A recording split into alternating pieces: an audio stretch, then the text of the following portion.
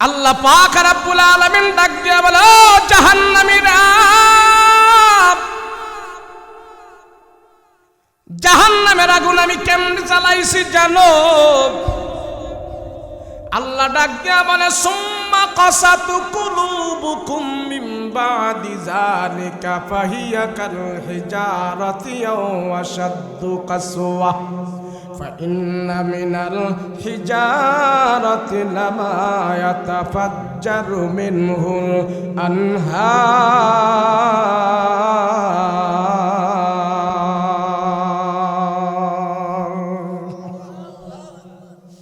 আল্লাহ ডাক দিয়ে খা জাহান্নামীরা,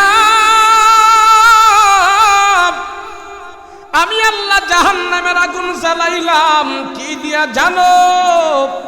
জাহান্নামের আগুন জ্বালানোর জন্য আমি লাকড়ি খড়িকে আমি খড়ি বানাই নাই, দুনিয়ার কোনো পেট্রোল দিয়া জাহান্নামের আগুন জ্বালাই নাই। ওয়াকুদুহান নাস ওয়াল হিজারা, আল্লাহ বলতেছে ওই জাহান্নামের আগুনের ইন্ধন হবে পাথর, পাথর দিয়ে আমি আল্লাহ জাহান্নামের খড়ি বানাইছি। জাহান্নামের আগুন জ্বালার জন্য খড়ি হইল পাথর, পাথর পোড়ায়া পোড়ায়া আমি জাহান্নামের আগুন জ্বালাইছি। ওই জাহান্নামের আগুনে পড়িস না রে বান্দা, আমার আল্লাহর দরবারে আত্মসমর্পণ কর, আমার আল্লাহর দরবারে তওবা কর, আমার আল্লাহর দরবারে চোখের পানি ফেলা। আমি আল্লাহ তোর চোখের পানির কারণে জাহান্নামের ওই আগুন পর্যন্ত নিভায়া দেব। আল্লাহ ডাক দিয়া কয়, ও বান্দা শুনো, তুমি মনে করো তোমার বিবি তোমারে মহাব্বত করে, তুমি মনে করো তোমার মা তোমারে মহাব্বত করে, তুমি মনে করো তোমার বাবা তোমারে বেশি ভালোবাসে, তুমি মনে করো তোমার নেতা তোমারে খুব ভালোবাসে, তুমি মনে করো তোমার দুনিয়ার তোমার আপনজন যারা আছে তারা তোমাকে সবচেয়ে বেশি ভালোবাসে। আমি আল্লাহ কই না না না বান্দা, তারা তোরে সবচেয়ে বেশি ভালোবাসে না, আমি আল্লাহ তোরে সবচেয়ে বেশি ভালোবাসি। বান্দা তুমি যদি গুনাহ করো টিউবওয়েলের পানির মতো, টিউবওয়েলের পানির মতো গুনাহ নিয়ে যদি আমার কাছে আত্মসমর্পণ করো, আমি আল্লাহ তোমারে ক্ষমা দিব পুকুরের পানির মতো। তোমার পাপ যদি হয় পুকুরের পানির মতো, তুমি যদি আমার দরবারে আত্মসমর্পণ করো, তওবা করো, আমি আল্লাহ তোমারে ক্ষমা দিব নদীর পানির মতো। তোমার পাপ যদি হয় নদীর পানির মতো, তুমি যদি আমার কাছে আত্মসমর্পণ করো, তওবা করো, আমি আল্লাহ তোমাকে ক্ষমা দিব সাগরের পানির মতো। আল্লাহুল্লাযী খালাকাল ইনসান ওয়া আল্লামাহুল বায়ান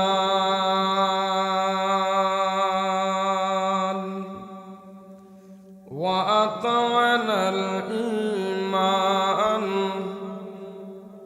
ওয়া খালাকানাল মুসলিমিনা ওয়াল মুসলিমাত।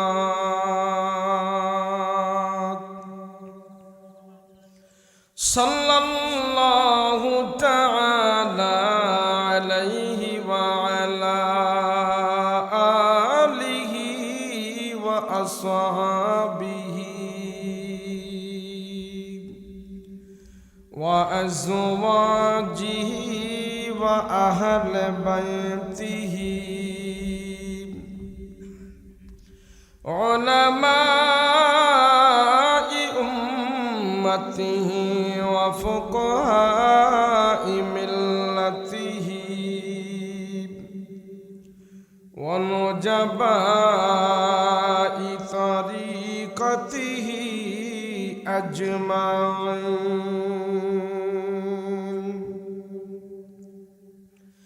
الذي أرسله الله تعالى بالحق بشيرا ونذيرا وداعيا إلى الله بإذنه وسراجا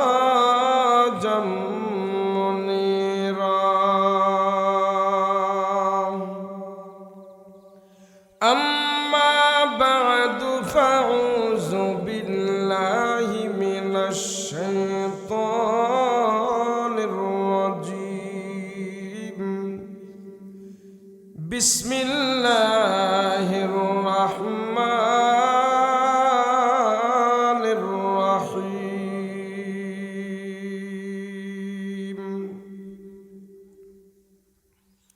يا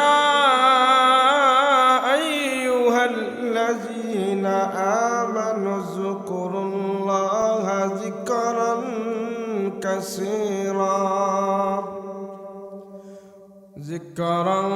كثيرا وسبحوه بكرة وأصيلا.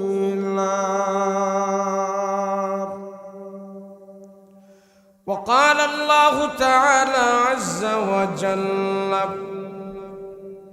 ومن أعرض عن ذكري فإن له معيشة ضنكا ونحشره يوم القيامة أعمى.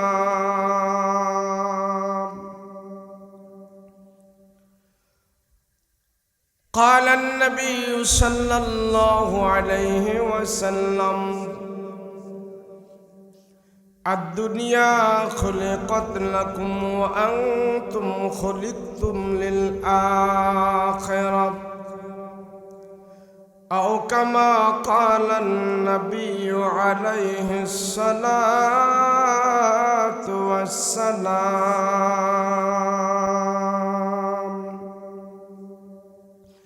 وقال تعالى في شان حبيبه ومحبوبه وما أرسلناك إلا رحمة للعالمين. صلى الله على سيدنا ومولانا محمد وعلى آله وأصحابه أجمعين. بلغ العلا بكماله كشف الدجى بجماله حصلت جميع خصاله. صلوا عليه وآله.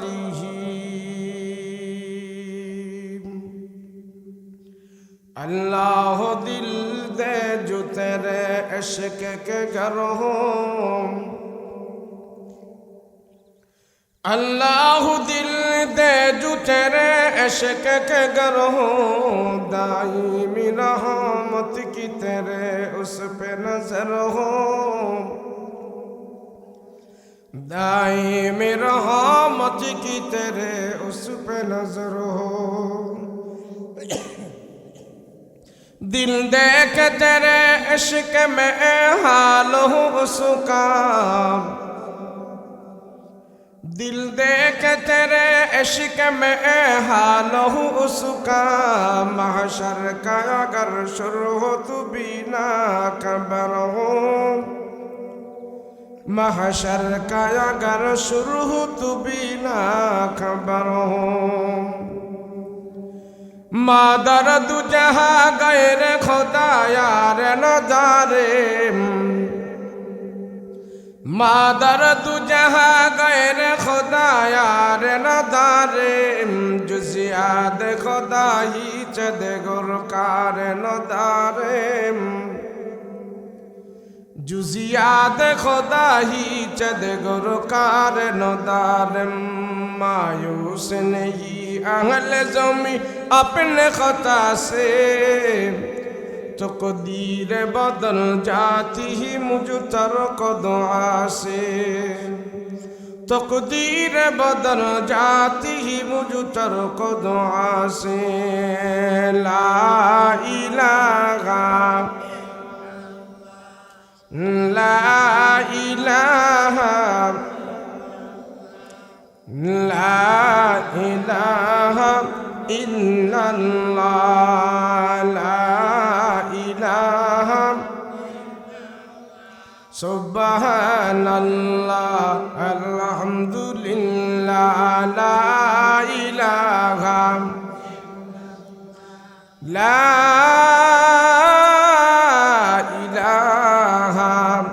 ইল্লাল্লাহ মুহাম্মাদুর রাসূলুল্লাহ সাল্লাল্লাহু আলাইহি ওয়াসাল্লাম। পাটিরা কালাদহ পূর্ব ঈদগাহ মাঠ প্রাঙ্গণে ওয়াজ দোয়ার মাহফিল। মহতি মাহফিলের শ্রদ্ধাভাজন সভাপতি, সম্মুখ পানে উপবিষ্ট দিনদার মুত্তাকি পরহেজগার ভাইয়েরা, পর্দার অন্তরালে অবস্থানরত আমার সাধ্যা মা বোনেরা, আল্লাহ পাকের দরবারে কালেমাত শুকর আদায় করছি, বলি আলহামদুলিল্লাহ। আল্লাহ আমাদেরকে দয়া করে মায়া করে আপন করে রহমতি বরকতি নজর দি। আল্লাহ এবং আল্লাহর রসুলের কথা বলবো এবং শুনবো, সেই সুবাদে আল্লাহ পাক আমাদেরকে মধ্যরাতে 10 মায়ের 10 সন্তানকে আল্লাহ এখানে একত্র করেছেন। এই একত্র হওয়াটা যেন আল্লাহর দরবারে কবুল হয়, সকলে বলুন আল্লাহুম্মা আমিন। আল্লাহ যদি কবুল না করে কোনো লাভ নেই, যদি আল্লাহ কবুল করে অল্প আমলে নাজাতের জন্য যথেষ্ট হয়ে যাবে। আল্লাহ যদি কবুল করে অল্প ওয়াজই যথেষ্ট হয়ে যাবে। আল্লাহ যদি কবুল করে ছোট্ট মাহফিলই যথেষ্ট হয়ে যাবে। আল্লাহ যদি কবুল করে অল্প সংখ্যক লোক হলেই যথেষ্ট হয়ে যাবে। কথা বলেন ঠিক কিনা? আল্লাহ যারে ভালোবাসে, পছন্দ করে, মহব্বত করে, ওই ভালোবাসা এবং পছন্দের বান্দাগুলোকেই আল্লাহ পাক নেক কাজের মধ্যে শামিল করে রাখে। আমি আপনি এখানে বসতে পেরেছি, নেক কাজের মধ্যে অংশগ্রহণ করতে পেরেছি, এটা আমার আল্লাহ আমার উপরে দয়ার দৃষ্টি দেওয়ার কারণে। কথা বলেন ঠিক কিনা? আল্লাহ ভালোবাসছেন, আল্লাহ পছন্দ করেছেন, সেই জন্য আমাকে আপনাকে গুনাহমুক্ত মজলিসে বসায়া রাখছেন। আপনারা যতক্ষণ বসেছিলেন হয়তো আর অল্প কিছু সময় বসে থাকবেন, লাভটা কি? কোনো লাভ আসেনি। এক একজনে এক এক লাভের কথা বলবেন, আমার থেকে একটা লাভের কথা শুনুন।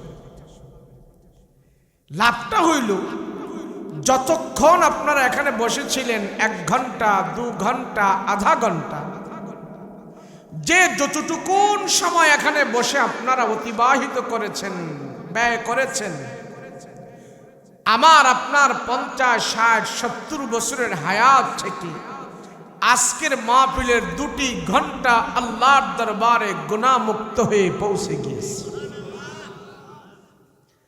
আপনারা বসে কি এখানে কেউ গুনাহ করেছেন? আসতে বললেন কেন? গুনাহ করেছেন? কেউ বিড়ি টিড়ি খাইছেন? কারোরে গালিগালাজ করছেন? করেননি। চুপ করে এখানে 2 ঘন্টা বসে আছেন, এমন লোক আছে এই 2 ঘন্টায় আপনার জীবনে কোনো গুনাহ হয় নাই। হাসরের ময়দানে আল্লাহর আদালতে হতে পারে আপনার এই 2 ঘন্টা গুনাহমুক্ত জীবন আপনার 70 বছরকে আল্লাহ পাক গুনাহমুক্ত করে দিবে। এজন্য নেক কাজে শামিল হও, নেক কাজে বেশি বেশি অংশগ্রহণ করো। আল্লাহ পাক তোমাকে জাহান্নাম থেকে বাঁচায়া জান্নাতের মেহমান বানিয়ে দিবে। মানুষ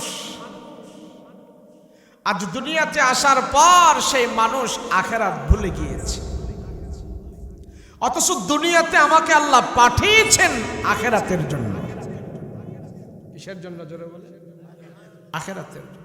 শুধু দুনিয়ার জন্যই যদি আল্লাহ আমাকে আপনাকে পাঠাইতো তাহলে আমাকে মরণ নামক বস্তু দিত না। দুনিয়ার জন্যই যদি আল্লাহ আমাকে আপনাকে তৈরি করতেন, পাঠাইতেন, কোনদিন আজরাইলের সাথে আমাদের দেখা হতো না। যেহেতু আজরাইলের সাথে আমাদের দেখা হয়, সেই জন্য বোঝা গেল দুনিয়া আমার আসল নয়। কথা বলেন ঠিক কিনা? দুনিয়া আসল নয়। দুনিয়ার যে হায়াত, আখিরাতের হায়াতের বেলায় একেবারে সামান্য, অল্প। বলে অল্প কতটুকু? দুনিয়ার মানুষ, আমি বলেন, আপনি বলেন, আলেম বলেন, জালেম বলেন, ব্যবসায়ী, ইমাম সাহেব, খতিব সাহেব, মাওলানা সাহেব, যে যে অবস্থা আছে, ওই অবস্থার ভিতর থেকে যদি মানুষ আখিরাত ভুলে যায়, ওই মানুষটা দুনিয়াতে যত সম্পদওয়ালা হোক, সে জাহান্নামের অশান্তি নিয়ে মৃত্যুবরণ করতে হয়। কারণ তার সামনে তো আখিরাত নাই। আর আল্লাহ আমাকে বানিয়েছেন আখিরাতের জন্য। নবীজি বলেন, সাহাবীরা, আখিরাতের সময়টা কেমন, আখিরাতের জিন্দেগি কত বড়, আখিরাতের জিন্দেগির হায়াতটা কত বড়, কত লম্বা। দুনিয়ার হায়াতের বেলায় আখিরাতের হায়াতটা কেমন, দুনিয়ার জিন্দেগি থেকে আখিরাতের জিন্দেগিটা কেমন, দুনিয়ার সময় থেকে আখিরাতের সময়টা কেমন তোমরা জানো না? সাহাবীরা বলে, না, আমরা তো জানি না। নবীজি আঙ্গুল উঁচা করে এমনি দেখিলেন, দেখো দেখো, একটা সাগরের মধ্যে যদি আমরা এভাবে আঙ্গুল ডোবাই, আঙ্গুল থেকে যখন নাকি সাগরের পানি থেকে যখন আঙ্গুলের সাথে পানিগুলো ওঠে, কয়েক ফোঁটা পানি হবে। রাসূল বলেন, এই কয়েক ফোঁটা পানি হলো দুনিয়ার হায়াত, দুনিয়ার সময়। আর সাগরের মধ্যে যে পানিগুলো আছে, সেই পানিগুলো হলো আখিরাতের হায়াত। মুসলমান ভাইয়েরা রে আমার, আল্লাহর রাসূল বলেন, সেই আখিরাত যে ভুলে যায়, জান্নাতের কথা যে ভুলে যায়, জাহান্নামের কথা যে ভুলে যায়, রাসূল বলেন সে হলো বেয়াকুব, সে হলো বেয়াকুব, সে হলো জ্ঞানহীন। তোর সামনে আখিরাত নাই, তোমার সামনে আখিরাত নাই, তোমার সামনে আখিরাতের জিন্দেগির কোনো খবর নাই। আল্লাহ বলেন, ও মানুষ, তুমি জানো আমি আল্লাহ তোমারে আখিরাতের জন্য পাঠিয়েছি, লিনাবলুয়াকুম আইয়ুকুম আহসানু আমালা। বান্দা, দুনিয়াতে আমারে তোমারে পাঠিয়েছি পরীক্ষা করার জন্য। কি পরীক্ষা? আল্লাহ কয় আহসান, আহসান, আহসানু আমালা। এই আহসান শব্দের অর্থ হইল, বান্দা দুনিয়াতে যাওয়ার পর তুমি কি পরিমাণ ভালো কাজ করো, কি পরিমাণ আমার আল্লাহর আদেশ মানো, ওটা তোমাকে পরীক্ষা করার জন্য আমি দুনিয়ার অল্প হায়াত তোমাকে দিয়েছি। কি পরিমাণ ভালো কাজ করো, জান্নাতি কাজ করো, সেই জন্যই আমি আল্লাহ তোমাকে দুনিয়ার হায়াত দিয়েছি। কলিল, অল্প হায়াত। মুসলমান ভাইয়েরা রে আমার, যেই মানুষটা শুধু দুনিয়া নিয়ে চিন্তা করে, দুনিয়ার 24 ঘন্টার ভিতরে দুনিয়া নিয়ে তার চিন্তা, রাসূল বলেন যেই মানুষটা সকাল থেকে নিয়ে বিকাল পর্যন্ত শুধু দুনিয়া নিয়ে ব্যস্ত, দুনিয়া নিয়ে ব্যস্ত, আজান আছে, নামাজ নাই, রমজান আছে, রোজা নাই, টাকা আছে, হজ নাই, টাকা আছে, যাকাত নাই, যেই মানুষটা শুধু দুনিয়া নিয়ে ব্যস্ত, দুনিয়ার উন্নয়ন নিয়ে ব্যস্ত আছে, আল্লাহ পাক ডাক দিয়া বলে সেই মানুষটা তোমাদের কাছে দুই পাওয়ালা মানুষ হতে পারে, আমার আল্লাহর কাছে সেই মানুষটা দুই পাওয়ালা মানুষ নয়, এই মানুষটা আমার কাছে চার পাওয়ালা জানোয়ারের মতো। আল্লাহ পাক তো এমনি এমনি বলে নাই চার পাওয়ালা জানোয়ারের মতো।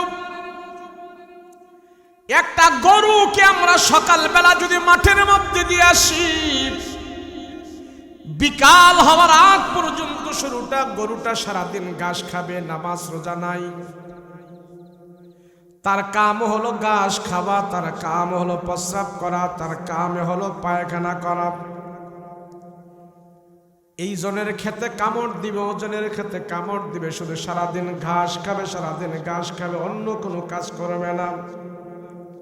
আল্লাহ ডাক দিয়া কও মানুষ, সকালবেলা ঘুম থেকে উঠে যখন নাকি তুমি বিকাল হওয়ার আগ পর্যন্ত তুমি কি করবা শুধু এই চিন্তাই করো, কি খাইবে এই চিন্তাই করো, কেমনে দুনিয়ার উন্নয়ন করবা, দুনিয়াতে কেমনে চলবা ভালো হয়ে, শুধু এই চিন্তাই করো। মরার পরের চিন্তা তোমার নাই। আজান হলো তুমি মসজিদে নাই, কোরআন তেলাওয়াতে নাই, নামাজে নাই, আমার সেজদায় নাই। তুমি আর গরুর ভিতরে তো এক সমান হয়ে গেল। আশরাফুল মাখলুকাত হওয়ার পরও তুমি মানুষের কাতারে নাই, তুমি চার পাওয়ালা জানোয়ারের মতন হয়ে গেল। আল্লাহ পাক রব্বুল আলামিন ডাক দিয়া বলে, ও মানুষ, আমি আল্লাহ তোমার জন্য জাহান্নাম রেখেছি। বান্দা, তুই জান্নাতে যেতে পারবি না, ভয়ঙ্কর জাহান্নাম। আরে মানুষ যখন জাহান্নামের কথা জানতো, মানুষের যদি জাহান্নাম সম্পর্কে জ্ঞান থাকতো, একটা মানুষের দাঁত বের করে হাসতো না। নবীজি বলে, সাহাবীরা রে, কবরের আযাব যদি তোমরা সচক্ষে দেখতা, ঘর সংসার করতা না, জঙ্গলে যায় পড়ে থাকতা। রহমাতুল লিল আলামিন ডাক দিয়া কো, সাহাবীরা, আল্লাহ তো আমাদের উপরে রহম করেছে, কবরের আযাব আমাদেরকে দেখায় না, জাহান্নামের শাস্তি আমাদেরকে আল্লাহ দেখায় না।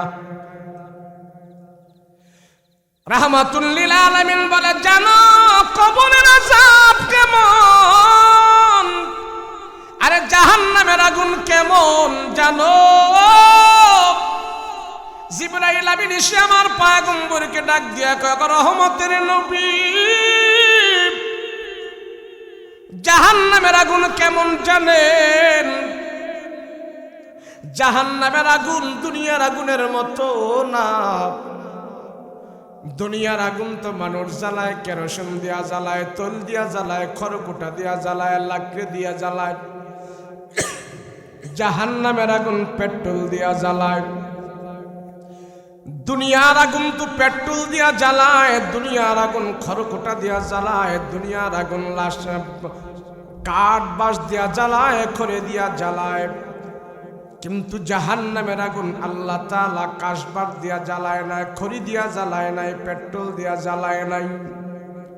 আল্লাহ পাক জিবরাইল আমিনকে ডাক দেয়া কয়, জিবরাইল যাও, নাফরমানীদের জন্য জাহান্নামের আগুনটারে আরো বেশি করে জ্বালাইতে থাকো।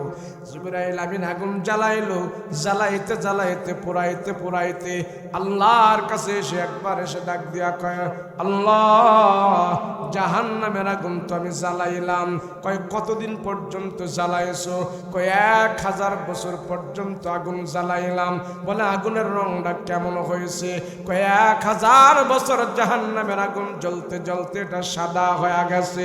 আল্লাহ ডাক দিয়া কয়, জিবরাইল, হয় নাই, হয় নাই, জাহান্নামের আগুনটা তুমি আরো জ্বালাইতে থাকো। এবার জিবরাইল আমিন আবার 1000 বছর জাহান্নামের আগুন জ্বালাইলো। 1000 বছর জাহান্নামের আগুন জ্বলার পর এবার আল্লাহ ডাক দিয়া কয়, জিবরাইল, জাহান্নামের আগুনের রং এবার কেমন হয়েছে? কয় 1000 বছর জাহান্নামের আগুন জ্বলার পর এবার জাহান্নামের আগুন লাল হয়ে গেছে। 1000 বছর জ্বলার পর বলে লাল। আল্লাহ পাক রব্বুল আলামিন ডাক দিয়া বলে, ও জাহান্নাম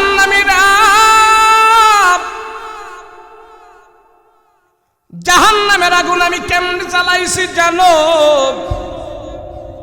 আল্লাহ ডাক দিয়া বলে সুম্মা কাসাতু কুলুবুকুম মিন বাদি যালিকা ফাহিয়া কাল হিজারাতি আও আশাদ্দু কাসওয়া ফাইন্না মিনাল হিজারাতি লামা ইয়াতাফাজ্জারু মিনহুল আনহার।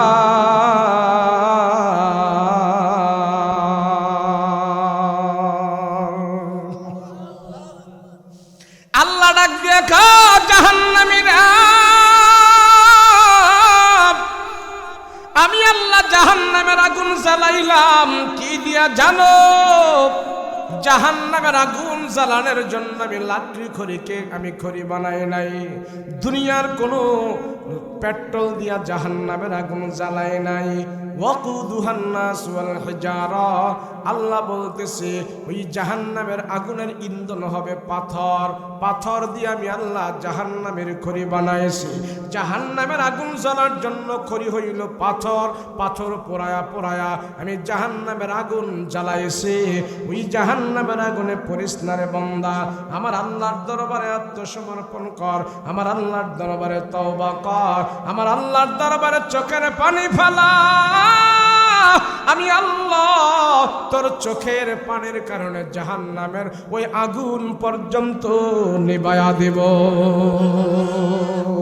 আল্লাহ ডাক দিয়া কয় ও বান্দা শুনো, তুমি মনে করো তোমার বিবি তোমারে মহাব্বত করে, তুমি মনে করো তোমার মা তোমারে মহাব্বত করে, তুমি মনে করো তোমার বাবা তোমারে বেশি ভালোবাসে, তুমি মনে করো তোমার নেতা তোমারে খুব ভালোবাসে, তুমি মনে করো তোমার দুনিয়ার তোমার আপনজন যারা আছে তারা তোমাকে সবচেয়ে বেশি ভালোবাসে। আমি আল্লাহ কই না না না বান্দা, তারা তোরে সবচেয়ে বেশি ভালোবাসে না, আমি আল্লাহ তোরে সবচেয়ে বেশি ভালোবাসি। বান্দা তুমি যদি গুনাহ করো টিউবওয়েলের পানির মতো, টিউবওয়েলের পানির মতো গুনাহ নিয়ে যদি আমার কাছে আত্মসমর্পণ করো, আমি আল্লাহ তোমারে ক্ষমা দিব পুকুরের পানির মতো। তোমার পাপ যদি হয় পুকুরের পানির মতো, তুমি যদি আমার দরবারে আত্মসমর্পণ করো, তওবা করো, আমি আল্লাহ তোমারে ক্ষমা দিব নদীর পানির মতো। তোমার পাপ যদি হয় নদীর পানির মতো, তুমি যদি আমার কাছে আত্মসমর্পণ করো, তওবা করো, আমি আল্লাহ তোমাকে ক্ষমা দিব সাগরের পানির মতো। আল্লাহ ডাক দিয়া বলে বন্ধু, আপনার উম্মতকে জানায়া দেন, আপনার উম্মত যদি খাঁটি দিলে তওবা করে আর ইস্তিগফার পড়ে, ইস্তিগফারের কারণে আমি আল্লাহ আপনার উম্মতদের গুনাহ খাতা ক্ষমা করে দিব। নবীজি বলেন আমার উম্মত যারা ইস্তিগফার করে, বেশি বেশি করে ইস্তিগফার করে, আস্তাগফিরুল্লাহ আস্তাগফিরুল্লাহ আস্তাগফিরুল্লাহ, এই আমলটা যারা বেশি বেশি করে করবে, সকাল বিকাল পড়বে, পাকনা দাড়িওয়ালা মুরব্বী যারা আছেন সকালে পড়বেন 100 বার, বিকালে পড়বেন 100 বার, নওজোয়ান যুবক যারা আছো তোমরা সকালে পড়বা 100 বার, বিকালে পড়বা 100 বার। আল্লাহর রাসূল বলেন তোমাদের এই জবানটাকে আল্লাহ পবিত্র বানায়া দিবে। ইস্তিগফারের আমল বেশি বেশি করলে আল্লাহ সেই জবানে বরকত দান করে, আর কবিরা গুনাহ থেকে বিরত থাকলে আল্লাহ মালে বরকত দান করে, হায়াতের মধ্যে বরকত দান করে। ইস্তিগফার করো। আরে আমি কত বড় গুনাহগার আমি নিজে জানি না, আমার গুনাহ কি পরিমাণ আমি নিজে খবর নাই। ছাগলের যেমন খবর নাই আমারও তেমন খবর নাই, কথা কোন ঠিক কিনা? গরু যেমন সারাদিন খায় আমিও সারাদিন খাইতেছি, বকরি যেমন খায় আমিও সারাদিন খাইতেছি, গরু ছাগল যেমন পায়খানা প্রস্রাব করে আমিও তেমন করতেছি, বকরি যেমন সারাদিন পায়খানা প্রস্রাব করে আর খায়, রাত হলে ঘুমায়, আর কিছু কাজ নাই। আমারও নামাজ নাই, রোজা নাই, কালেমা নাই, যাকাত নাই, কিচ্ছু নাই, আমিও 3 বেলা খাই, রাতের বেলা ঘুমাই, পায়খানা প্রস্রাব করি, আখিরাতের খবর আমাদের নাই। কথা বলেন ঠিক কিনা? সেই জন্য রাহমাতুল লিল আলামিন বলে ও উম্মত, দুনিয়ার জমিনে যাওয়ার পর তোমাদের অনেক গুনাহ হয়ে গেছে, সেই জন্য তোমার গুনাহ থেকে তুমি বাঁচো, না হয় জাহান্নামের আগুন ভয়ঙ্কর আগুন জাহান্নামের আযাব এত কঠিন সহ্য করতে পারবা না। ওই আগুন থেকে বাঁচানোর জন্য আল্লাহ একটা মন্ত্র দিয়া দিয়েছে, সেই মন্ত্রের নাম হলো ইস্তিগফার, সেই মন্ত্রের নাম হলো তওবা। রসুল বলেন আমি নিজে দৈনন্দিন 100 বার করে তওবা করি। আমি রসুল যদি 100 বার করতে পারি, উম্মত তোমরা কয়শো বার করবা বলো? যেই নবীজির আগে পরে কোনো গুনাহ নাই, যেই নবীজির ছোটকালে গুনাহ নাই, শিশুকালে গুনাহ নাই, বাল্যকালে গুনাহ নাই, মধ্যকালে কোনো গুনাহ নাই, বৃদ্ধকালে কোনো গুনাহ নাই, নবুয়তি পাওয়ার আগেও নবীর কোনো গুনাহ নাই, নবুয়তির পাওয়ার পরেও নবীর কোনো গুনাহ নাই, সেই নবী বলে আমি প্রত্যেক দিন 100 বার করে আল্লাহর দরবারে ইস্তিগফার করি।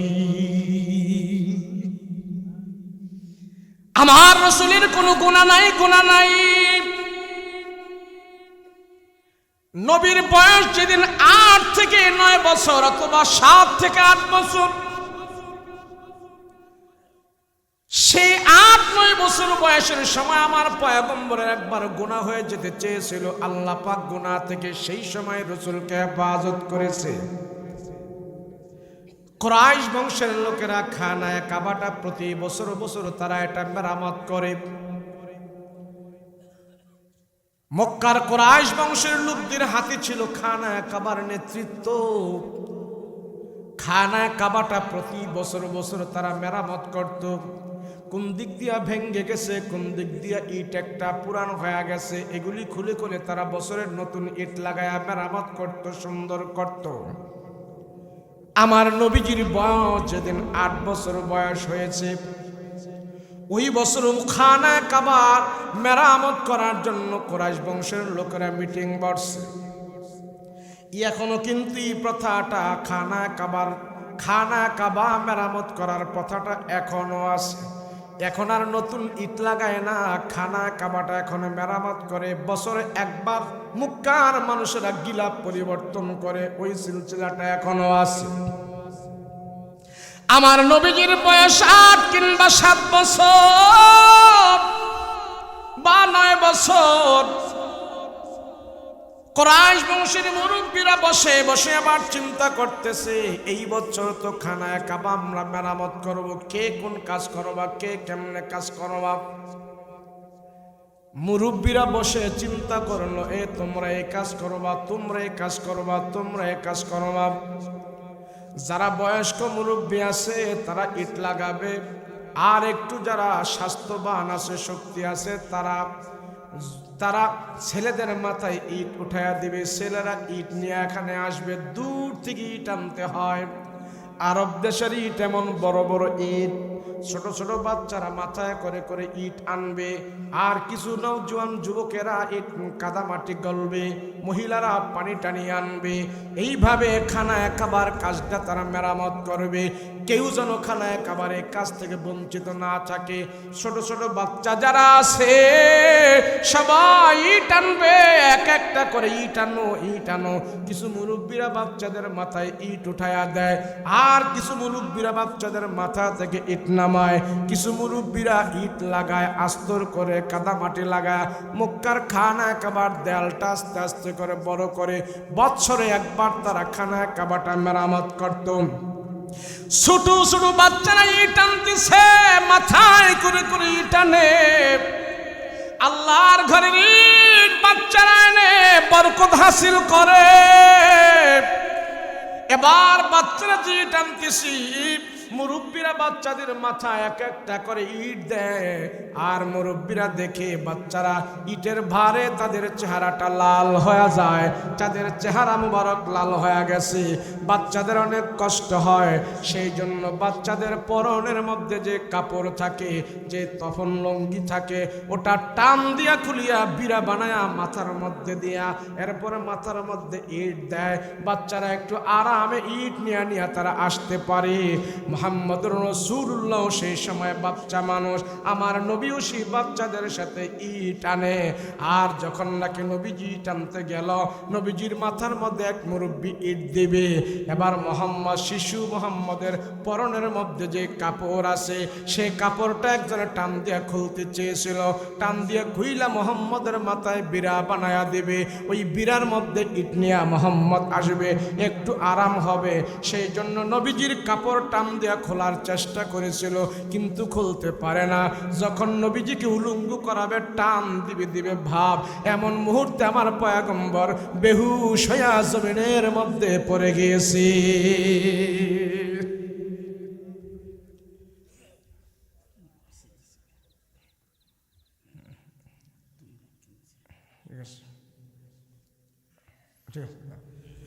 আল্লাহর নবী রাহমাতুল লিল আলামিন, নবী তখন নবুয়তি পায় নাই। শিশু মুহাম্মদ 8 বছর বয়স। আমার নবী রাহমাতুল লিল আলামিন ছোট ছোট বাচ্চাদের সাথে খানা খাবার ইট বহন করতেছে, ইট আনতেছে। নবীজির কাপড় খুলবে, একটু মাথায় বিড়া পেঁচাইয়া দেবে, যেন মোহাম্মদ আরামে টানতে পারে। এক মুরব্বী যখন আমার পয়গম্বরের তখন ধরে এভাবে টান দিছে খোলার জন্য, সাথে সাথে আল্লাহ পাক আমার নবীকে বেহুশ করে জমিনের মধ্যে ফালায় দিল। তখন খুলবে তো দূরের কথা, আরো সবাই আমার পয়গম্বরকে কাপড় টাপড় দিয়া ঢাইকা রাখছে। আর সবাই শুধু বলতেছে, কি হইল মোহাম্মদের, কি হইল মোহাম্মদ, এভাবে কি হইল, সুস্থ সুন্দর ছেলেটা কি হইল, কি হইল, কি হইল করতে করতে সবাই কাপড় চোপড় দিয়া তেল টেল মালিশ করে আরো সুন্দর করে রাখছে। আমার নবীজির পরম থেকে কাপড় খুলতে পারে নাই।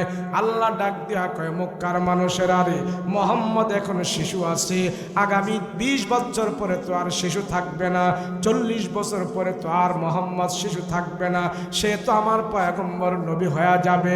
আমি আল্লাহ তাআলা আমার নবীকে এমন ভাবে হেফাজত করেছি, শিশুকালে আমার পয়গম্বরের লজ্জা স্থানটা তোমাদেরকে আমি আল্লাহ দেখানোর সুযোগ করে দেই নাই। আল্লাহ ডাক দিয়া বলে, দুনিয়ার মানুষ, আমি আল্লাহ শিশু মুহাম্মদকে গুনাহ থেকে হেফাজত রেখেছি। নবীকে ছোট কাল থেকে আমি হেফাজত রেখে দিয়েছি। মুহাম্মাদের লজ্জা স্থান তোমরা কেউ দেখতে পারবা না, দেখতে পারবা না। বড় হলো তো বলবা, মোহাম্মদ তোমাকেও আমরা উলঙ্গ দেখেছি। আল্লাহকে এমন কথাটা যেন তোমরা না বলতে পারো। আমার নবীকে ছোট কাল থেকে আমি গুনাহ থেকে হেফাজত রেখেছি, উলঙ্গ হওয়া থেকে আমি হেফাজত রেখে দিয়েছি। নবীর কোনো কালে গুনাহ হয় নাই, নবী কোনো কালে গুনাহ করে নাই। সেই নবী বলতেছেন, উম্মতের, আরে আমি রাসূল দৈনন্দিন 100 বার করে ইস্তেগফার করেছি, আমি রাসূল দৈনন্দিন 100 বার করে আল্লাহর দরবারে তওবা করেছি। তোমরা যদি আল্লাহর দরবারে 100 বার করে তওবা করো, ইস্তেগফার করো, আল্লাহ তোমাদের জবানটাকে পবিত্র বানায়া দিবে। আল্লাহ তোমাদের এই জবানটা পবিত্র বানায়া দিবে, তোমাদের রিজিকের ভিতরে বরকত দান করে দেবে। কেমন বরকত, কেমন বরকত! বুখারী শরীফের ভিতরে আল্লাহর রাসূল বরকতের ঘোষণা শোনায়া দিছে। কেমন বরকত হবে জানো ইস্তেগফার করলে? আপনাদেরকে অসুবিধা হইতেছে? গভীর রাত তো, সেজন্য আমি অন্যদিকে আলোচনাটা নিচ্ছি না, একটু আমলের কথা কইতেছি। কেন আমলের ওয়াজ না করলে আমার বক্তারও কোনো দাম নাই, আপনাদেরও কোনো দাম নাই। আরে ভাই, আপনি নামাজ রোজা কম পড়েন, আমল আপনার কম আছে, ঈমান আপনার কম আছে। আপনি যদি এটা বুঝতে পারেন যে আল্লাহ আমার আমল কম, ঈমান কম, আল্লাহ তোমার কাছে তওবা করি, ইস্তেগফার করি, বয়স আমার 70 হয়ে গেছে, আল্লাহ মাফ কইরা দে। 70 বছর বয়সেও যদি আপনি বিনাইয়া বিনাইয়া করে আল্লাহর কাছে তওবা করেন, আল্লাহ আপনার 70 বছরের গুনাহও মাফ করে দিবে। কিন্তু আমি যে গুনাহগার, আমার যে তওবা করা লাগবে, ইস্তেগফার করা লাগবে, এই জ্ঞানটাও তো আমার নাই। আমি মনে মনে কি, হ্যাঁ আমি কি এর তওবা করবো? হ্যাঁ আমি কি গুনাহ করছি নাকি? আমি কি পাপ করছি নাকি? আমি কি এর তওবা করবো? আমি কি এর ইস্তেগফার করবো? আছে না নাই? ওই মরার টাইমে রুহুটা আইয়ার যায়, ফুলাহে যায় হুজুরের ডাক্কে আনছে, হুজুর আমার বাবারে তবা পড়াই যান। আছে না নাই? তখন কি তবা পড়ার টাইম নাকি তখন রুহু আওয়ার যাওয়ার টাইম? তওবার টাইম তো এখন, সুস্থ থাকতে। মরার টাইমে তওবা না। কিন্তু আমরা মরার টাইমে গিয়ে হুজুরের ডাক্কে আনি, হুজুর একটু বাপের তবা পড়াই যায়। ওই সময় তওবা নয়। নবীজি কি ওই সময় তওবা করছে নাকি সুস্থ সবল থাকতে তওবা করছে? রাসূল বলে আমার কোনো গুনাহ নাই। সাহাবীরা জিজ্ঞেস করলেন, আম্মা যারা জিজ্ঞেস করে, রাসূল আপনি 100 বার তওবা করেন, কারণ কি রাসূল? আপনার তো আগে পরে কোনো গুনাহ নাই। বলে আয়েশা জানো না, আমি তওবা করে করে ইস্তেগফার করে করে গুনার জন্য নয়, আমার আল্লাহর কাছে আমি শুকর আদায় করি। আর এই আমলটা যদি আমার কোন উম্মত করে তো আল্লাহ পাক তার নাজাতের ব্যবস্থা করে দেবে। আমি জানি না আপনারা কোন ওয়াজ পছন্দ করেন, যদি বসেন তো 2টা সহি ঘটনা আপনাদেরকে আমি শোনাবো, এরপরে আমি দোয়া করে দেব। কেন আমার আগে যিনি বয়ান করছে হালিম সাহেব, উনি বহুত ওয়াজ করে ফেলছে, উনি মুহাদ্দিস মানুষ, শাইখুল হাদিস মানুষ, আল্লাহ অনেক ইলম ওনাকে দান করেছে, আল্লাহ তাদের জবানে বরকত দান করেন, বলেন আমিন। ওয়াজ তো অনেক হয়ে গেছে, এখন শুধু দোয়া করা বাকি রয়েছে আর বাড়ির যাই আমল করা না বাকি রয়েছে। কথা কোন ঠিক কিনা? এই গভীর রাত আমি মুসাফির, আমার বাড়ি কুমিল্লা, আমি মুসাফির। আমি যদি এই দেখি ফুলবাড়িয়া না, ফুলবাড়িয়া এসে আমি যদি আপনাদেরকে নিয়ে দোয়া করি, আপনারা যদি আমার সাথে দোয়া করেন, হাত উঠান। রসুল বলে মুসাফিরের দোয়া আল্লাহ পাক কবুল করে। কখন কবুল করবে সেটা আল্লাহ ভালো জানে, কিন্তু আমি তো মুসাফির, আমার দোয়া আল্লাহ কবুল করবে। আমি যদি আপনাদেরকে নিয়ে দোয়া করি, আমার রসুলের কথা তো মিথ্যা নয়, সে রসুল বলছে মুসাফিরের দোয়া আল্লাহ পাক কবুল করে ফেলিস। তো অন্তত পক্ষে আপনাদের জন্য দোয়া তো করতে পারো, কথা কন না, দোয়া করতে পারুন তো? হ্যাঁ, মাইকলা ডাকু, এটা তোর কি জানি দেয়, এটা ইকুটি কুইতা নাই কিচ্ছু, বাংলা মাইকলে এসো, বসো। যাক আলহামদুলিল্লাহ। রসুল বলেন তওবা করবি। আমি রসুল 100 বার প্রতিদিন ইস্তেগফার করি, তওবা করি। তোমরা পারবা না কেন? কইলেন দেখবেন স্বাদ পাইবেন। জমিতে যাইবেন 100 বার তওবা ইস্তেগফার করে, জমিতে আল্লাহ ফসল বাড়াইয়া দিবে। দোকানে যাইবেন, দোকানে বরকত দিয়া দিবে। যেখানে যাবেন আল্লাহ বরকত দিবে। এর উপরে কোনো আমল নাই।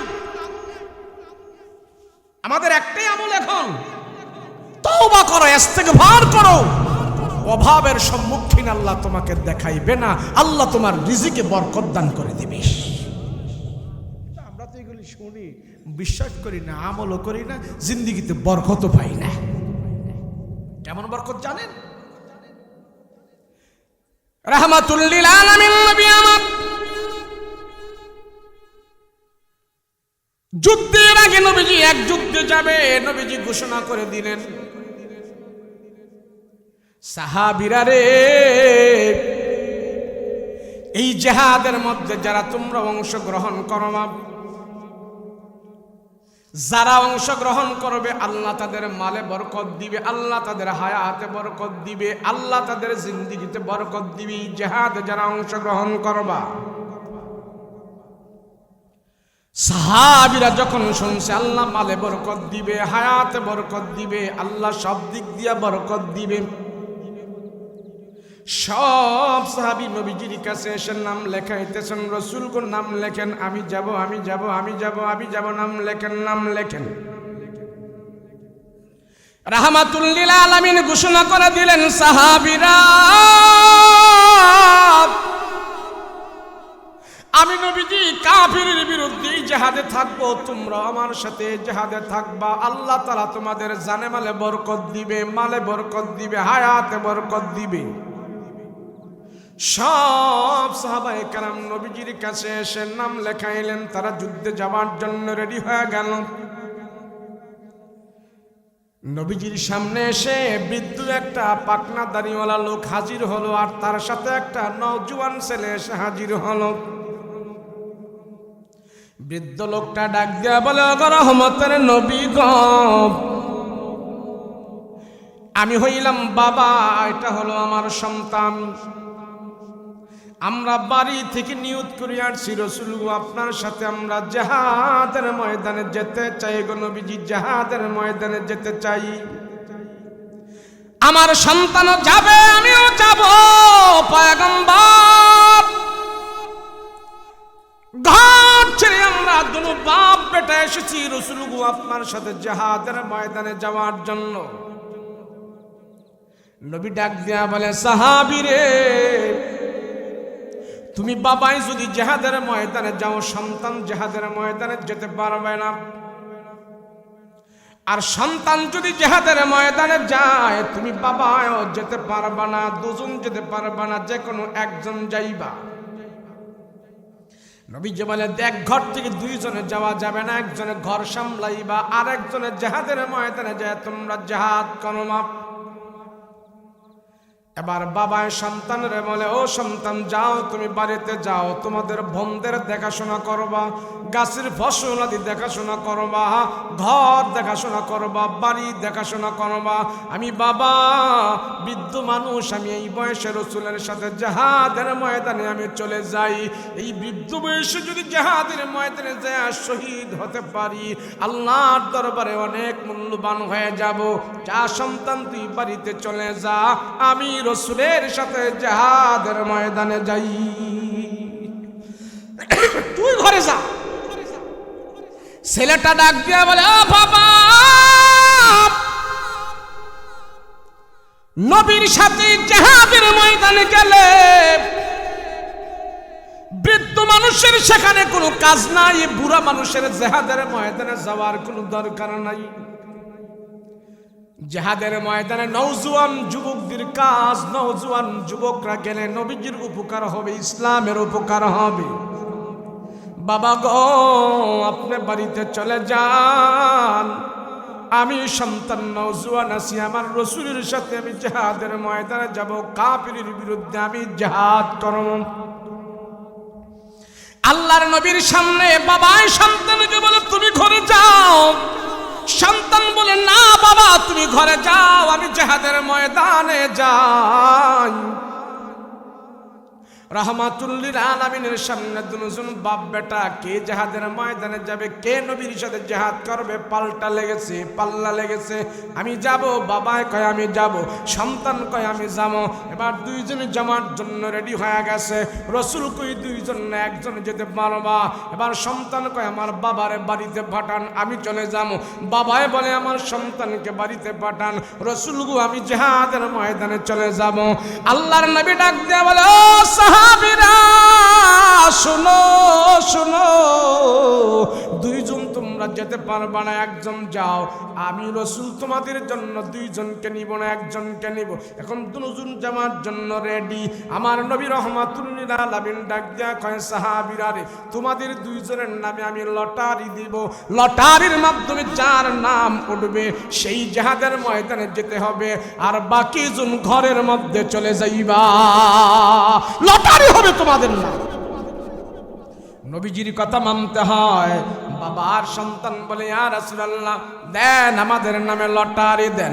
নবীজি বাপের আর সন্তানের নাম লেখা লটারি দিল। ঘটনা কমে বাবার নাম উঠে গেল, সন্তানের নাম ওঠে নাই। লটারি অনুযায়ী নবীজি বলে, সন্তান তুমি ঘরে চলে যাও, আর তোমার বাবা জিহাদের ময়দানে যাইবে। বাবার নাম হলো যায়েদ, বাবার নাম হলো আব্দুল্লাহ, আর সন্তানের নাম হলো যায়েদ। সন্তানের নাম হলো যায়েদ ইবনে আব্দুল্লাহ, বাবার নাম হলো আব্দুল্লাহ, সন্তানের নাম হলো যায়েদ। সন্তান আবার বাড়িতে চলে গেছে, বাবা রাসূলের সাথে জিহাদের ময়দানে গেছে। জিহাদের ময়দানে যাওয়ার পর ইসলামের পক্ষে জিহাদ করতেছে। এক পর্যায়ে যায় বাবা ইন্তেকাল করে ফেলল, শহীদ হয়ে গেল। আব্দুল্লাহ শহীদ হয়ে গেছে, যুদ্ধ শেষ, জিহাদ শেষ। নবীজি তার লাশ মুবারক আনলেন, লাশ মুবারক আইনা এবার তার কাফনের কাপড় পরাইয়া জানাজার নামাজ পড়ার জন্য বাড়ির আঙ্গিনায় হাজির করলেন। ওই আব্দুল্লাহর লাশ জানাজার নামাজ পড়াইবেন নবীজি জিহাদের ময়দানে যায় শহীদ হয়ে গেছে রাহমাতুল লিল আলামিন। সব সাহাবায়ে কেরামদেরকে নিয়ে ওই খাটিয়ার সামনে দাঁড়াইলো। নবীজির একটা নিয়ম ছিল, যখন কোন জানাজা সামনে হাজির হইতো নবীজি জানাজার মুসল্লিদের সামনে হাত উঁচা করে বলতো, হে মুসলমান ভাইরা, মুসল্লিরা শোনো, এই মাইয়িতের কাছে তোমরা কি কোনো পাওনা আছো কিনা, দেনা আছো কিনা বলো। যে আসো হাত উঠাও বলো, যে পানা থাকতো হাত উঠাইতো। রসুল বলতো, মাইয়িতের পক্ষ থেকে তোমরা তার পাওনা পরিশোধ করার মতন কে আসো? যদি থাকতো তাহলে নবীজি জানাজার নামাজ পড়ায় দে, আর যদি না থাকে নবীজি বলতে নবীজি ডাক দিয়া বলে দেয়, পাওনাদার এই মাইয়িতের পক্ষ থেকে কেউ তোমার ঋণ পরিশোধ করার জন্য প্রস্তুত নয়। আমি রসুল ঘোষণা দিলাম, এই মাইয়িতের পক্ষ থেকে আমি নবীজি তার ঋণ পরিশোধ করে দেব। এটা রসুলের নিয়ম ছিল। এই আব্দুল্লাহর লাশ হাজির হয়ে গেছে রাহমাতুল লিল আলামিন। জানাজার খাটিয়া সামনে নিয়ে নবীজি দাঁড়া বলে, মুসল্লিরা কে তোমরা পাওনা আছো? কয়েক মুসল্লি হাত জাগাইছে, আমি পাওনা আছি, আমি পাওনা আছি, আমি পাওনা আছি। নবী দেখলেন বহুত পাওনা আছে, মাইয়ের দেনাদার। নবী তার সন্তানকে জিজ্ঞেস করল, যায়েদ বলো তোমার বাবার পাওনা তুমি দিতে পারবে কিনা? তুমি না পারলে আমি রসুল দিব, বলো তুমি পারবে কিনা? যায়েদ রাদিয়াল্লাহু আনহু বালক মানুষ এবার ডাক দিয়া কয়, রহমতের নবী গো, আমি সন্তান যেহেতু জীবিত আছি, আমার বাবার পাওনা আমি আস্তে আস্তে করে পরিশোধ করব। সবার দিন আমি দিয়ে দিব, সবার ঋণ আমি দিয়ে দিব। এবার যখন সন্তান এইভাবে ওয়াদাবদ্ধ হইল, নবীজি বলল, সবাই দাঁড়াও, এখন জানাজার নামাজ হবে। রাহমাতুল লিল আলামিন জানাজার নামাজ পড়াইয়া ওই আব্দুল্লাহর লাশ দাফন কাফন করে চলে আসছে। যায়েদ তার বাড়িতে চলে গেছে। 5টা বোন ছিল তার। ওই 5টা বোনকে নিয়ে ঘর সংসার চালাইতেছে, ঘর সংসার চালাইতেছে। আর কিছু খেজুরের বাগান ছিল, খেজুরের গাছ ছিল। এবার চলতেছে চলতেছে, বছর চলে গেছে, কিন্তু পানাদারদের পাওনা তো আর দিতে পারে না, পাওনা মজে না। দেনাদারদের দেনা আরো আস্তে আস্তে বাড়তেছে, দেনাদারদের দেনা পরিশোধ করতে পারতেছে না। বছর খানেক যাওয়ার পর বন্ধুকে নিয়ে পরামর্শ করলো, তোমরা কি বলো, আমাদের বাবার দেনা আমরা কেমনে পরিশোধ করবো, কি দিয়ে পরিশোধ করবো? বাবায় জিহাদের ময়দানে মারা গেছে, বাবায় দিনের জন্য শহীদ। ওই বাবা যদি কবরের ভিতরে ঋণ থাকে, বাবার ঋণ আমরা কেমনে পরিশোধ করবো, ব্যবস্থা করো। সব বন্ধুদেরকে নিয়ে বললো, দরকার হয় আমরা মানুষের বাড়িতে কাজ কাম করে খামো, তারপরেও বাবার কবরের ভিতরে আমরা দেনাদার রাখবো না, বাবার ঋণ আমরা পরিশোধ করতে চাই। আমাদের গাছের যে খেজুর আছে, বাৎসরিক মৌসুমে ফসল, এবার আমরা সব খেজুরগুলো পেরে ওই খেজুরগুলো দিয়ে মানুষের দেনা আমরা পরিশোধ করে দিব। এই বছর আমরা কাজ কাম করে খামো, তারপরও বাবার কবরের ভিতরে আমরা ঋণী রাখতে চাই না, ঋণ রাখবো না। যায়েদ রাদিয়াল্লাহু আনহু যুবক মানুষ, গাছের সব খেজুরগুলো পেরে যায়েদ এবার চিন্তা করতেছে যে খেজুরগুলো পারলাম, সেই খেজুরগুলো দিয়া তো বাবার ঋণ পরিশোধ হবে না, কি করা যায়? বালক মানুষ বুদ্ধি করে মনে মনে চিন্তা করলো, নবীজির কাছে যা খবর দিই, যেদিন আমি ঋণ দিব সেই দিন যদি নবীজি আমার বাড়িতে থাকে, আমার নবীজির দিকে তাকায় তাকায় মানুষ একটু কম নিবে। যে 10 মণ পাওনা তারে 5 মণ দিয়া বিদায় করে দিব, নবীজির খাতিরে কিছু বলতে পারবে না। আল্লাহর নবীর কাছে যায় বলে, ও রহমতের নবী, আমার বাবা শহীদ হয়েছে, আমাদের গর্ব। আমার বাবা দুনিয়ার জমিন থেকে বিদায় হয়ে গেছে, শহীদ হয়ে কবরে চলে গেছে, এটা আমাদের গর্ব, আমরা শহীদের সন্তান। নবী গো, বাবার তো অনেক ঋণ আছে, সেই ঋণগুলো আমি কেমনে দিব? দিন তো মজা না, মজা নাই। বছর নিয়ত করেছি গাছের যত খেজুর পাই সব খেজুর দিয়ে আমি ঋণ পরিশোধ করে দিব। রাসূল গো, আপনার কাছে একটা আবদার রাখতে চাই, রাহমাতুল লিল আলামিন, আমি সেই দিন ঋণ দিব, সেই দিন রাসূল গো আপনি আমার বাড়িতে হাজির থাকবেন, আপনার হাত দিয়ে আমি ঋণ দিতে চাই। রাসূল বলেন, ঠিক আছে, কোনো অসুবিধা নাই। কবে তুমি মানুষের ঋণ দিবা বলো, কবে পাওনা পরিশোধ করবা বলো। ওই ছেলেটা বলল, রাসূল গো আগামী বৃহস্পতিবার আমি দিব। আল্লাহর রাসূল বলেন, যায়েদ, আমি রাসূল কথা দিলাম আগামী বৃহস্পতিবারে আমি তোমার বাড়িতে থাকবো, আমার সামনে তুমি ঋণ দিবা, আমি রাসূল উপস্থিত থাকবো। এই বলিয়া আল্লাহর রাসূল তাকে পাঠিয়ে দিলেন, বাড়িতে চলে আসলো। বৃহস্পতিবার যখন হয়, নবীজি সকালবেলা যায়েদের বাড়িতে এসে হাজির হয়ে গেছে। রাহমাতুল লিল আলামিন, নবীও তার বাড়িতে হাজির হয়ে গেছে। আল্লাহর নবী যায়েদকে ডাক দিয়া কয়, যায়েদ রে, তোমার পাওনা দাররা সবাই আসছে কিনা? যায়েদ বালক ডাক দিয়া কয়, রাসূল গো, সব পাওনা দারেরা হাজির হয়ে গেছে। আল্লাহর নবী ডাক দিয়া কয়, হে যায়েদ, কি দিয়ে তুমি ঋণ পরিশোধ করবা? বলে, রাসূল গো গাছের খেজুর দিয়ে পরিশোধ করব। বলে, খেজুরগুলো কোথায়? আল্লাহর নবীকে যায়েদ টাইনা টাইনা নিয়ে গেছে। রাসূল গো দেখেন, খেজুরের একটা স্তূপ দিলাম এখানে, আর একটা টাল দিলাম এখানে, দুইটা টাল খেজুর পায়রা টাল দিছে। আল্লাহর নবী যায় বলতেছে, ও যায়েদ, তোমার পাওনাদারদেরকে তুমি এক এক করে বলো আসার জন্য। আর পাওনাদাররা সেখানে মনে মনে ভাবতেছে, হায় রে, যায়েদ কি বুদ্ধি করেছে, যায়েদ কি বুদ্ধি করেছে, দেখো আমাদেরকে আজকে লামসাম করে বিদায় করে দেওয়ার জন্য, পাওনা পরিশোধ করবে না, কোনো রকম আমাদেরকে বিদায় করে দিবে, সেই জন্য নবীকে তার বাড়িতে হাজির করেছে। কি ঋণ দিব? নবীজি যদি আমাদেরকে 10 মনের জায়গায় 2 মন দিয়ে দেয়, কিছু বলতে পারুম? যায়েদ কত চালাক, রাসূলকে আইনা সে ঋণ পরিশোধ করতেছে। আল্লাহর নবী রাহমাতুল লিল আলামিন ডাক দিয়ে বলে, যায়েদ, কই তোমার খেজুরগুলো, কই দেখাও। যায়েদ টাইনা টাইনা আমার রাসূলকে নিয়ে গেছে ঘরের ভিতরে। রাসূল গো, এইগুলো হলো খেজুরের টাল, আমার গাছের খেজুর পারলাম, এগুলো দিয়া তো সবার ঋণ আমি পরিশোধ করতে পারবো না, কেমনে দিব? আল্লাহর নবী তাৎক্ষণিকভাবে আর দেরি করে নাই, বুখারী শরীফের ভিতরে ঘটনাটা উল্লেখ করা হয়েছে।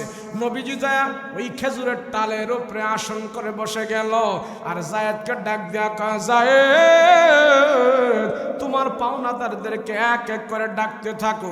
যায়েদ যায় এক পাওনাদারকে ডাকলো, আসো। আসার পরে বলল, তুমি কত মন, কত দিনার, কত পাওনা বলো। বলে, আমি অত দিনার, অত দিরহাম পাওনা। হিসাব করে দেখো 10 মন খেজুর পাওনা হয়। আল্লাহর নবী ডাক দিয়া কয়, যায়েদ রে, আমি যে খেজুরের স্তূপের উপরে বসা আছি, আমার নিচ থেকে মেপে মেপে তার 10 মন খেজুর দিয়া দাও, একটা খেজুরও তুমি কম দিবা না, পুরা 10 মন তারে দিয়া বিদায় করে দাও। যায়েদ রাদিয়াল্লাহু আনহু মেপে মেপে তারে 10 মন দিয়া বিদায় করে দিল। পাওনাদার বাহবা খুশি হয়ে গেল, পুরাপুরি ঋণ আমি পাইলাম। আল্লাহর নবী কয়, দ্বিতীয় জনকে ডাকো।